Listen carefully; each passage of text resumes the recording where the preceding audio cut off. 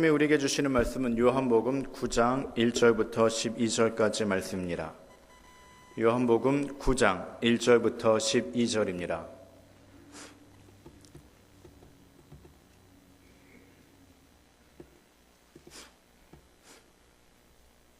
교독하겠습니다.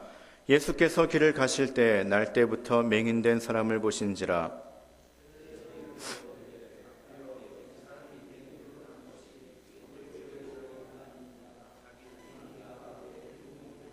예수께서 대답하시되 이 사람이나 그 부모의 죄로 인한 것이 아니라 그에게서 하나님이 하시는 일을 나타내고자 하심이라.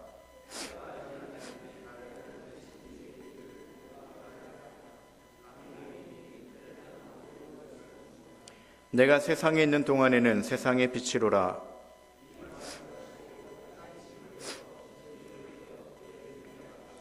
이르시되 실로암 못에 가서 씻으라 하시니 실로암은 번역하면 보냄을 받았다는 뜻이라. 이에 가서 씻고 밝은 눈으로 왔더라.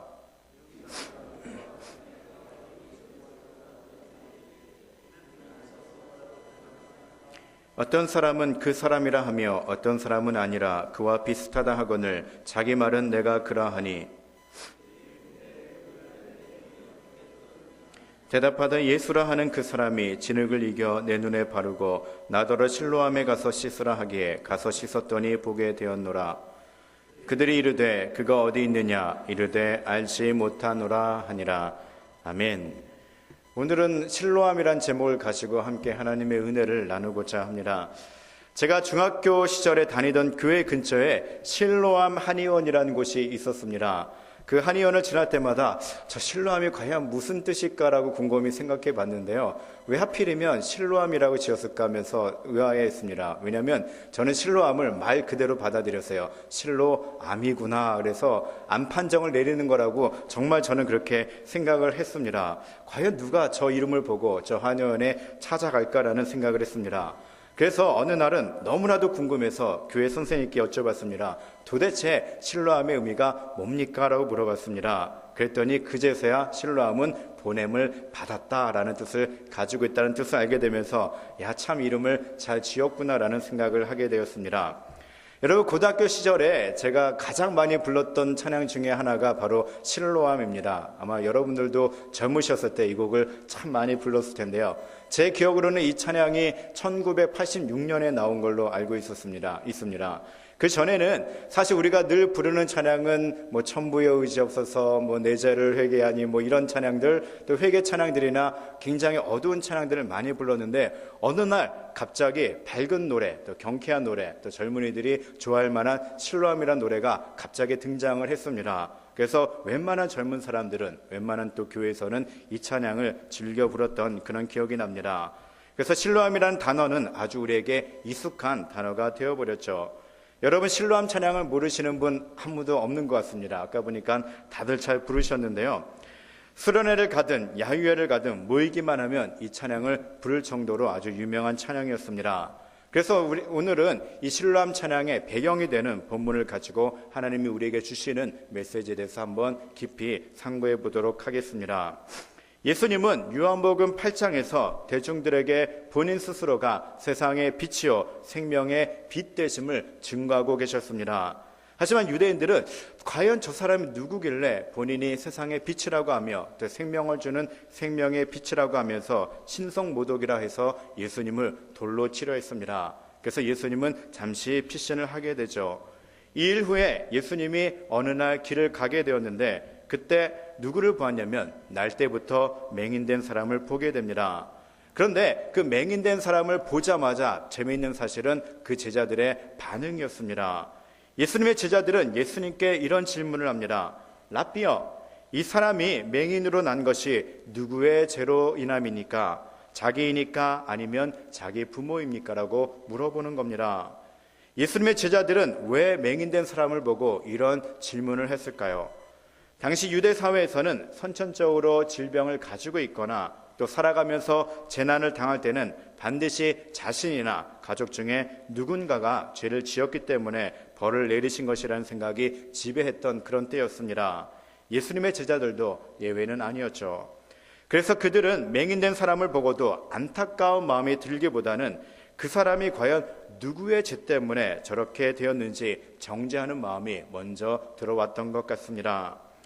제자들은 분명히 저 사람이 맹인된 것이 누군가의 죄로 인한 것이라는 확신을 가지고 있었기 때문에 예수님에게 둘 중에 하나를 택해달라고 질문을 했던 겁니다. 그 둘 중에 하나가 뭘까요? 저 사람이 저렇게 된 게 자신의 죄 때문인지 아니면 부모의 죄 때문인지 확인해 달라고 이야기를 했던 겁니다.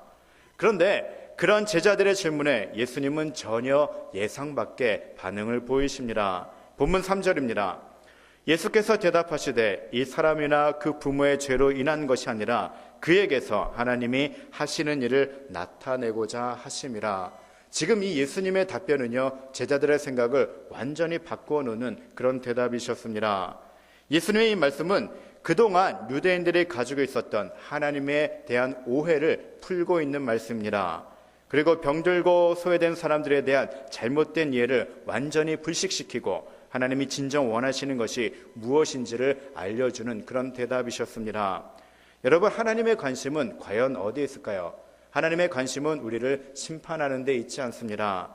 하나님의 관심은 생명을 살리는 데 있고 하나님의 관심은 삶의 소망을 잃어버린 자들을 회복시키는 데 있다는 사실을 우리는 잘 알고 있습니다. 하지만 당시 유대인들은 전통적으로 하나님에 대해서 심판하시는 하나님, 벌하시는 하나님으로 이해해 왔습니다. 그렇기 때문에 그들은 그 율법을 어떻게든지 지켜내려고 노력을 했던 거죠.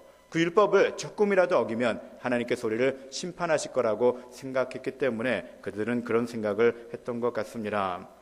하지만 참 아이러니한 것은요, 그 하나님의 심판을 자기 자신에게는 적용하기를 꺼려했다는 얘기입니다. 오직 다른 사람들에게만 적용시키는 오류를 범했기 때문에 예수님 당시 유대 사회는 사랑이 없는 그런 시대가 되어버렸습니다. 그래서 유유상종, 끼리끼리 모이는 그런 사회가 되어버렸던 거죠. 그래서 가뜩이나 어려움을 당한 사람들, 가뜩이나 소외된 사람들, 가뜩이나 가난한 사람들, 가뜩이나 질병을 가지고 있는 사람들이 사회에 설 자리가 없었던 겁니다. 그것이 바로 그 당시 유대인들이 가지고 있었던 사회 구조였다는 얘기죠. 그렇게 서로를 정죄하는 데 익숙해 있던 문화 속에서 제자들 또한 앞을 보지 못하는 맹인이 분명 누군가의 죄로 인해 하나님의 심판을 받아서 이런 일을 당하게 된 것이다라고 생각했던 겁니다.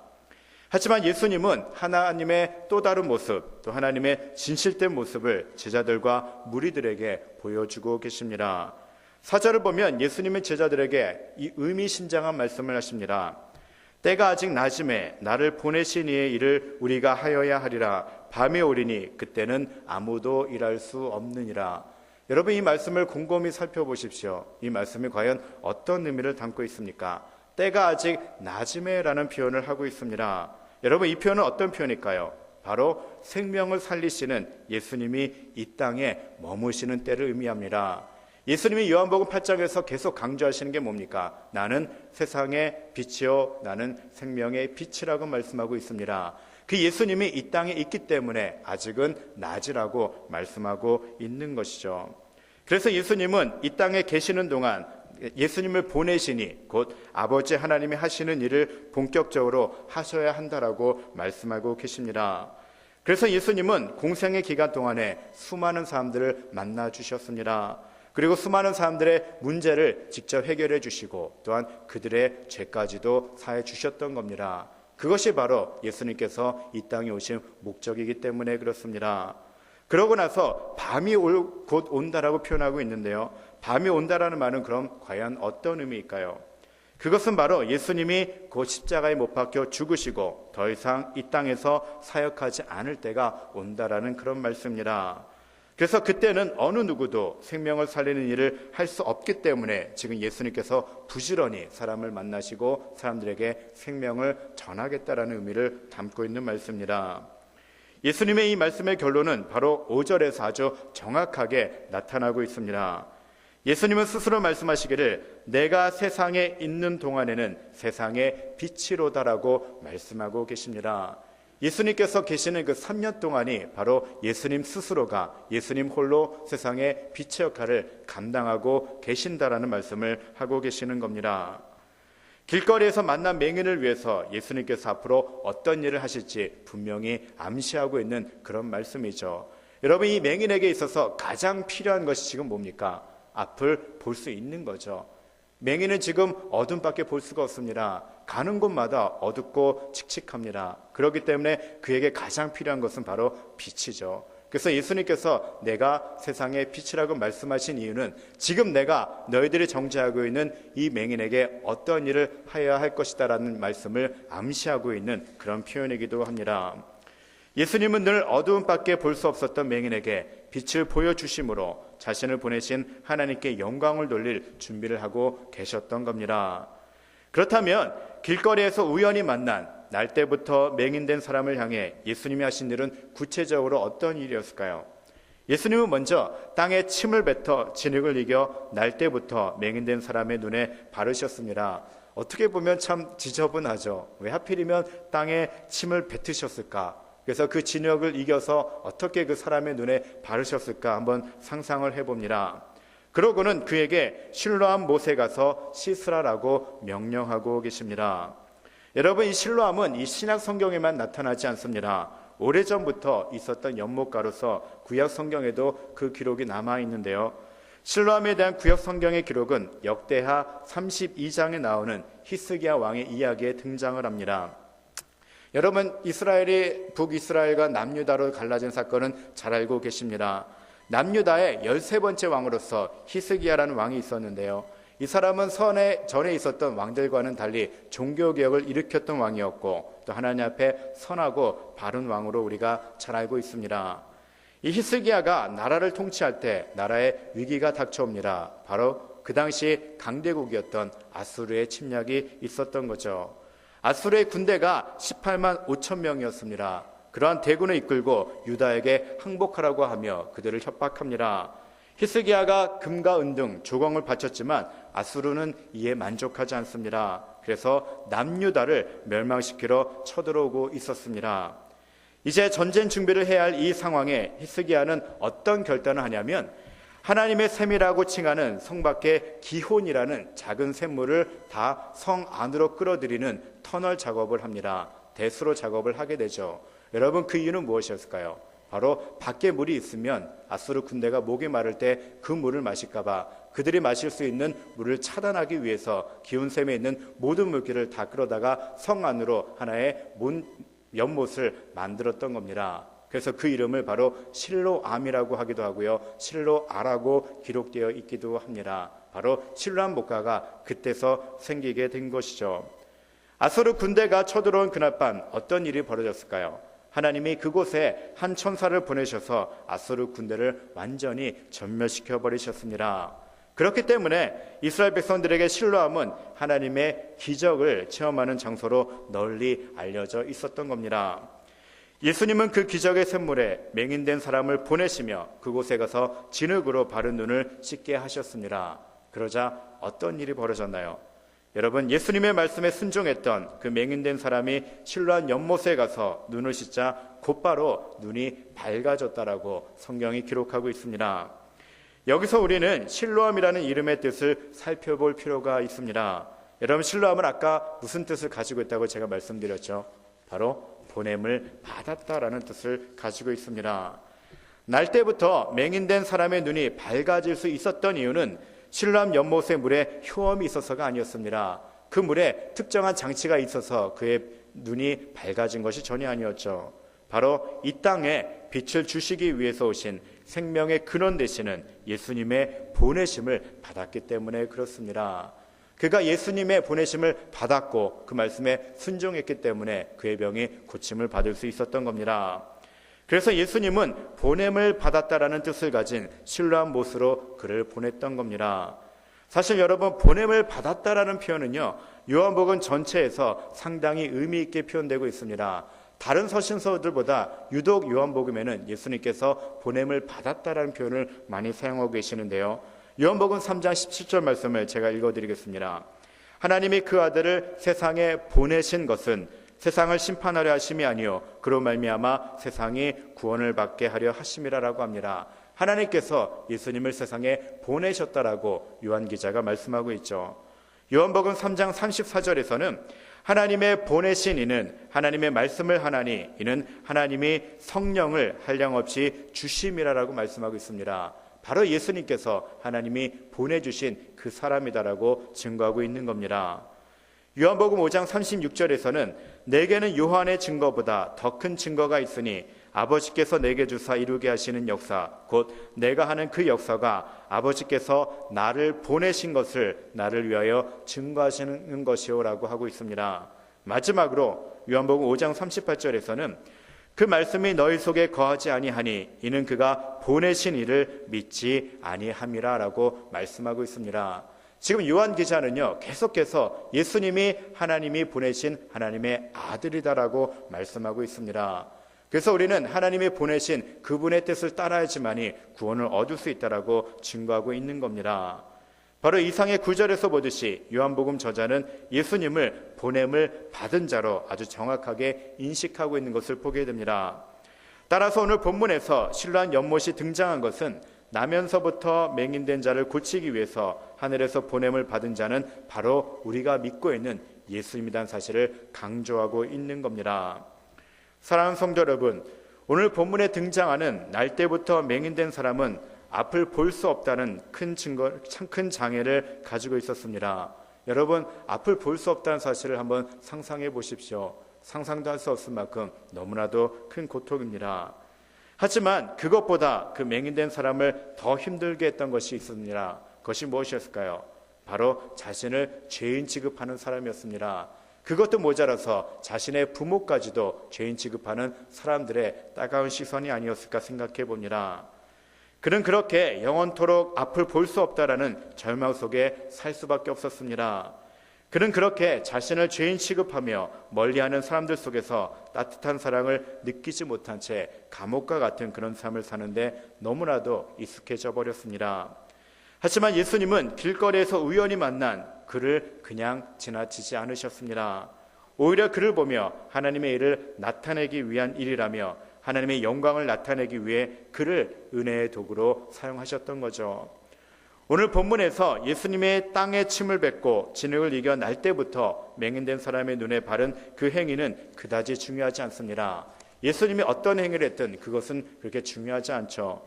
중요한 것은 바로 실로암 못에 가서 씻으라는 예수님의 명령이었다는 얘기입니다. 예수님의 명령에 맹인된 자는 순종해서 결국엔 눈이 밝아지는 놀라운 일을 경험하게 된 것입니다. 바로 예수님의 명령에 순종한 그 사람의 믿음을 보시고 하나님께서 하나님의 일을 나타내 주신 겁니다. 평생 암흑과 죄의식 속에 갇혀 살 수밖에 없었던 맹인은 실로암 못가에서 난생 처음으로 빛을 보게 됩니다. 그동안 그 맹인된 사람이 살고 있었던 세상은 어떤 세상이었을까요? 어둠밖에 없는 세상이었습니다. 사람들의 차가운 시선뿐이었습니다. 하지만 예수님으로부터 보냄을 받은 그 실로암 연못에서 예수님의 말씀에 순종했더니 한꺼번에 한순간에 세상에서 빛을 보게 됩니다. 그리고 그동안 자신을 향해 너는 죄 때문에 그렇게 고통을 당하고 있다라고 손가락질하는 사람들 앞에서 당당하게 예수님이 참된 세상의 빛이고 예수님이 참된 메시아다라고 선포하게 되었습니다. 오늘 본문에 나오는 이야기를 통해서 우리는 몇 가지 중요한 사실을 깨닫게 됩니다. 그 첫 번째는 뭐냐면 예수님은 이 땅에 하나님의 일을 나타내시기 위해 보냄을 받은 하나님의 아들이셨다는 사실입니다. 우리가 그 예수님께서 하나님의 아들이라는 사실을 믿는 믿음으로 구원을 받는다는 사실은 너무나도 잘 알고 있습니다. 그런데 여러분 정말 삶을 통해서 예수님께서 하나님의 아들이심을 인정하고 계십니까? 여러분 하나님께서 살아서 우리에게 오셨습니다. 그리고 지금도 우리 마음에 오셔서 그 아들의 명령을 받기를 원하십니다. 여러분 예수님께서 하나님의 아들이심을 인정하는 삶, 또 예수님께서 내 삶의 주인임을 인정하는 삶을 꼭 사시기를 바랍니다. 두 번째는 하나님의 보내심을 받은 예수님이 이 땅에 사시는 일이 뭐냐면 하나님의 근본적으로 죽어가는 생명을 살리시고 또 삶의 소망을 잃어버린 자들을 살리시는 일이라는 사실을 여러분 꼭 기억하시기 바랍니다. 예수님께서 하셨던 일이 무엇입니까? 죽어가는 영혼에게 생명을 불어넣는 일이었습니다. 삶의 의욕을 잃어버린 사람들에게 삶의 소망을 찾아주는 일이었습니다. 우리에게도 예수님께서는 동일하게 역사해 주십니다. 우리가 힘들고 마음이 공고할 때 예수님께서 친히 우리를 찾아와 주셔서 우리에게 삶의 소망을 부여해 주십니다. 우리가 소망을 잃을 때 예수님께서 우리에게 생명을 주셔서 천국을 바라보며 승리할 수 있는 믿음을 우리에게 주신다는 사실이죠. 여러분, 그렇기 때문에 생명의 주관자 되시는 예수님만 붙들며 사시기 바랍니다. 그리고 마지막으로 예수님 또한 우리에게 생명을 주시고 우리의 문제를 해결하시기 위해 우리를 어딘가로 보내신다라는 사실입니다. 이 부분이 가장 중요한 거죠. 우리가 과연 어디로 보냄을 받고 있는지를 깨달아야 한다는 사실입니다. 하나님이 보내신 곳에 순종하여 가는 자가 하나님이 주시는 생명을 얻을 수 있으며 하나님이 주시는 문제 해결을 경험할 수가 있습니다. 하나님이 아무리 우리에게 좋은 길을 안내해도 우리가 그 길을 걸어가지 않으면 우리는 하나님이 주시는 은혜와 그 축복을 절대로 경험할 수가 없습니다. 여러분, 올 한 해 우리에게 어떤 일이 일어날지 우리는 전혀 알 수가 없습니다. 우리는 이 한순간 뒤에도 알 수가 없고 당장 내일의 삶도 알 수 없는 그런 연약한 존재입니다. 어떻게 보면 늘 같은 일이 반복되는 삶인 것 같지만 그 가운데서도 우리를 향한 하나님의 계획은 분명히 있으십니다. 그리고 그 계획 안에서 우리는 하나님의 보내심을 받게 되는 거죠. 하나님이 가라는 곳에 가고 하나님이 하라는 일을 하다 보면 우리 또한 그동안 보지 못했던 것을 보게 되며 또한 그동안 체험하지 못했던 은혜들을 분명히 경험하게 될 것입니다. 태어날 때부터 맹인된 사람은 비록 육신의 눈은 세상을 볼 수 없었지만 믿음의 눈으로 예수님의 하나님의 아들이신 것을 믿고 예수님의 보내심에 순종하여서 참된 빛을 보게 되었습니다. 하지만 이 일로 인해서 다른 유대인들, 특히 바리새인들은 예수님이 과연 누구의 권한으로 감히 사람의 병을 고치느냐고 반박하며 예수님에게서 책잡을 궁리만 하고 있었습니다. 예수님은 그런 그들에게 오늘 본문의 이야기의 결말인 9장 41절에서 이렇게 말씀하고 계십니다. 예수께서 이르시되 너희가 맹인이 되었더라면 죄가 없으려니와 본다고 하니 너희 죄가 그대로 있느니라라는 의미심장한 말씀하고 있습니다. 너희들은 죄인 맹인 되었던 그 사람을 정죄했지만 내가 보니 너희가 참된 맹인이다라는 이야기를 하고 있는 겁니다. 너희는 어떻게 그 두 눈을 똑바로 가지고 있으면서 왜 하나님을 인정하지 않느냐라고 하면서 너희들이 영적인 소경이다라고 말씀하고 있는 겁니다. 사랑하는 성도 여러분, 우리도 이 세상을 살아가면서 우리를 향한 하나님의 뜻을 깨닫지 못하고 그저 의미 없는 시간만 보낸다면 우리 역시 영적인 맹인에 불과합니다. 우리도 하나님의 뜻을 발견하지 못하고 우리가 하나님이 가라는 곳에 가지 못한다면 우리 또한 아무것도 볼 수 없는 암흑의 길만 가는 연약한 존재에 불과합니다. 예수님은 하나님으로부터 보냄을 받은 하나님의 아들이심을 여러분 믿으시기 바랍니다. 그리고 그 예수님께서 우리에게 빛을 주시고 우리에게 생명을 살리는 일을 감당하셨다는 사실을 또 믿으시기 바랍니다. 그리고 그 예수님은 우리를 세상에 보내셔서 우리로 하여금 하나님의 말씀에 순종함으로 하나님의 영광을 드러내기를 바라신다는 사실도 여러분 꼭 기억하시기 바랍니다. 여러분, 실로암은 예수님만이 생명의 근원이시며 또 예수님만이 세상의 빛이라고 고백하는 모든 사람들에게 주어지는 축복의 장소였습니다. 세상의 빛으로 오셔서 생명을 살리시는 그 예수님을 꼭 붙들며 사시기 바랍니다. 그리고 그분이 보내시는 나의 실로암이 어딘지 알아서 하나님이 보내시는 곳에 올바로 걸어가는 그런 신앙생활을 하시기를 바랍니다. 삶을 살아가면서 공부할 때도 있고 답답할 때가 있습니다. 그때마다 내가 가야 할 실로암이 어디인지 예수님께 여러분 여쭤보시기 바랍니다. 내 힘으로 해결할 수 없는 문제들을 만났을 때 여러분 예수님을 바라보십시오. 예수님은 항상 우리와 함께 하시며 우리가 예수님을 찾을 때 우리에게 가야 할 곳이 어디인지 말씀해 주시고 우리를 안전한 곳으로 인도해 주십니다. 그뿐 아니라 우리가 아파하고 또 답답해하고 갈급해하는 모든 문제들을 해결할 수 있는 그런 곳으로 분명히 우리를 보내주십니다. 우리는 그 실로암에 가서 우리의 죄된 모습을 먼저 씻어내야 합니다. 예수님께서 우리를 실로암으로 보내시는 이유가 뭘까요? 가장 먼저는 우리의 죄를 씻기 위해서입니다. 또 우리의 상처난 마음 또한 그 실로암에서 씻어버려야 합니다. 우리의 죄가 용서받고 우리 안에 있는 상처가 온전히 치유되어야만 우리 안에서 하나님의 선하신 역사가 일어날 수 있기 때문에 그렇습니다. 여러분, 여러분에게 실로암은 과연 어디일까요? 우리에게 실로암은 우리 교회가 될 수도 있습니다. 또 어떤 특정한 예배와 어떤 특정한 기도 모임, 어떤 특정한 말씀을 배우는 시간 자체가 우리에게 실로암이 될 수도 있습니다. 또 우리에게 실로암은 우리의 가정이 될 수가 있고 또 우리의 사업터가 될 수도 있으며 때로는 우리가 만나는 주변의 사람이 될 수도 있습니다. 그렇다면 우리가 해야 될 것이 무엇일까요? 우리는 내게 주어진 자리에서 항상 하나님의 은혜를 갈구하는 자세가 필요하다는 얘기입니다. 우리가 하나님의 은혜를 갈구하는 이상 우리가 있는 이 자리가 바로 보냄을 받은 장소가 될 수 있다는 얘기입니다.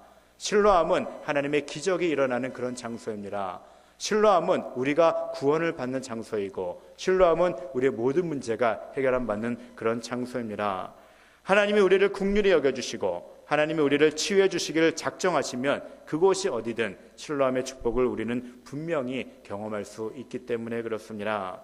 올 한 해를 살아가면서 하나님이 허락하신 실로암에서 여러분들이 가지고 있는 육신의 문제, 또 사업의 문제, 관계의 문제, 그리고 남에게 차마 말할 수 없는 깊은 죄의 문제까지도 해결한 바는 놀라운 일들을 여러분 꼭 경험하시길 바랍니다.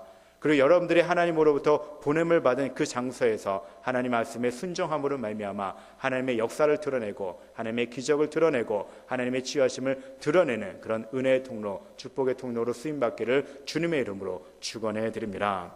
아멘. 우리 시간